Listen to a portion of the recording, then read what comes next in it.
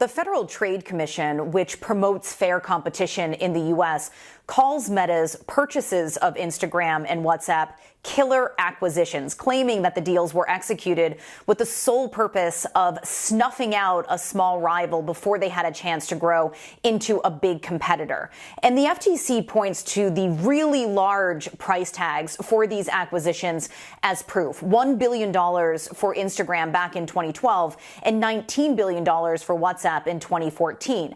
At the time, there was a lot of chatter that Facebook, as Meta was called back then, had overpaid, even by Silicon Valley standards.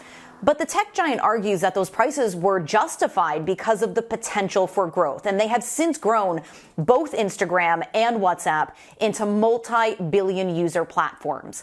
Meta CEO Mark Zuckerberg and the former COO Sheryl Sandberg are expected to take the stand during what could be a 2-month trial. This case was originally filed in 2020, so during President Donald Trump's first term in office. And at the time, there was absolutely no love lost between Zuckerberg and Trump, but the two have a much cozier relationship now. Zuckerberg donated $1 million to Trump's inauguration fund, and he was present at the president's swearing in. And according to reports, the Meta CEO appears to be trying to leverage that friendly relationship, having met with Trump in the Oval Office this past week to try and lobby the president to drop this lawsuit, something that is highly unusual. But there is a lot at stake here for Meta, billions of dollars in ad revenue for one thing.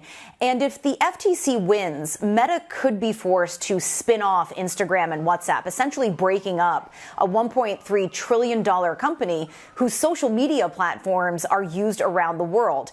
It would also raise some very serious questions about how the government approves these kinds of deals and how far back in time they can go to try and undo them, potentially drastically changing the way deals are executed in the U.S. Tony Waterman, CNA, Austin.